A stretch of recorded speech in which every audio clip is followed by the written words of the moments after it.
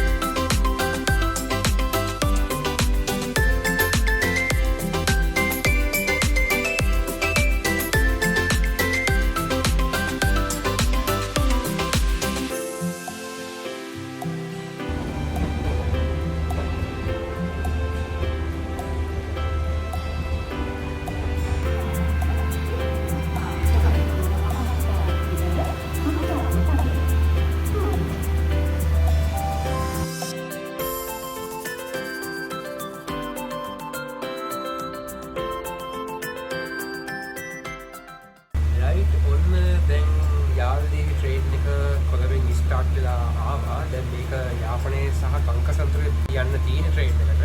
ඉතින් මේක ලංකාවේ අපේ අතීතයට ගියොත් එහෙම ලොකු වටිනාකමක් එක්තු කරන විශේෂයෙන්ම අපේ සංස්කෘතියත් එක්ක එතකොට ඉතිහාසයත් එක්ක ලොකු බැඳීමක් තියෙනවා. ඉතින් අපි දන්නවා මේ යාල්දීවි ට්‍රේන් එක එල්ජීටි කාලෙදී බෝම්බ ප්‍රහාරවලට ලක් වුණා. ඉතින් අද වෙනකොට මොඩිෆයි අන්දමින් මේ ට්‍රේන් එක ධාවනය වෙනවා. ඒක හරි විශේෂයි. ඉතින් දැන් අපි මේ ට්‍රේන් එක යන්නේ අනුරාධපුරේට. ඉතින් දැන් ඔන්න ට්‍රේන් එක යන්නත් ස්ටාර්ට් වුණා. හරි අපි එන ඉස්සරහට ගිහින් බලමු.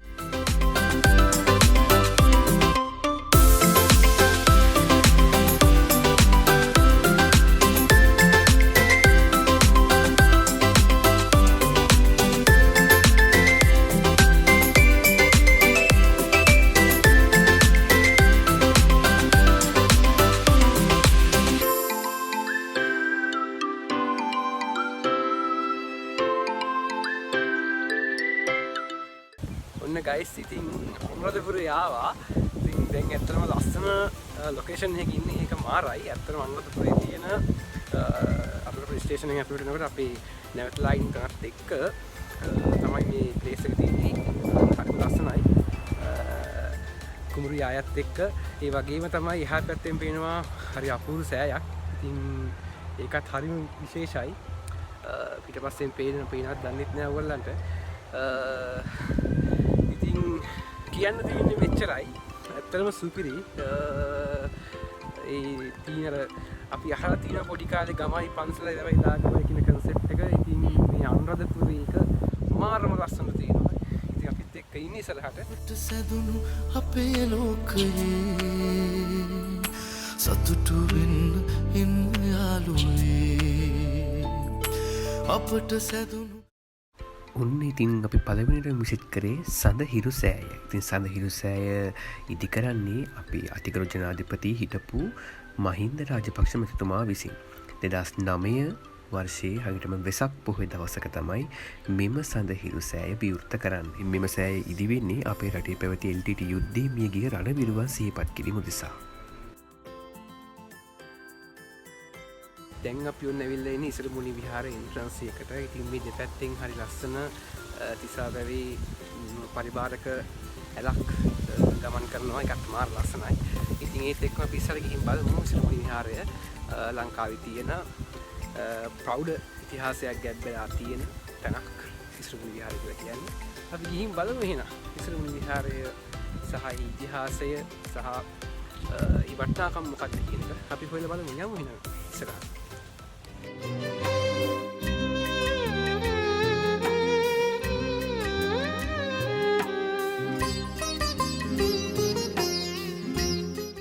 ඉතින් මන් දැන් ඉන්නේ ඉසුරුමුණි විහාරයේ ඉහළ සෑකර්පේ මත සිට තමයි දැන් ඉන්නේ. ඉතින් මේක ගැන හරි ලස්සන දෙයක් කියන්න ඕන. මොකද ඉසුරුමුණි විහාරය අපි දන්නවා මේක ඉදි කරන්නේ දෙවන පෑතිස් රජතුමා. ඒ කියන්නේ දේවානම්පියතිස්ස රජතුමා තමයි මේක ඉදි කරන්නේ. ඉතින් ඉසුරුමුණි විහාරයේ ලොකු ඓතිහාසිකත්වයක් තියෙනවා. ඉතින් අපි දන්නවා ඉසුරුමුණියේ පෙම්මියවල ඒ වගේ ගොඩාක් දේවල් එක්ක මේ ඉසුරුමුණි විහාරය අපිට විශේෂ වෙනවා. ඉතින් අපි යමු ඉස්සරහට. ඉසුරුමුණියේ නුඹ තැනූ පෙම්බරිය කොතැනද කියා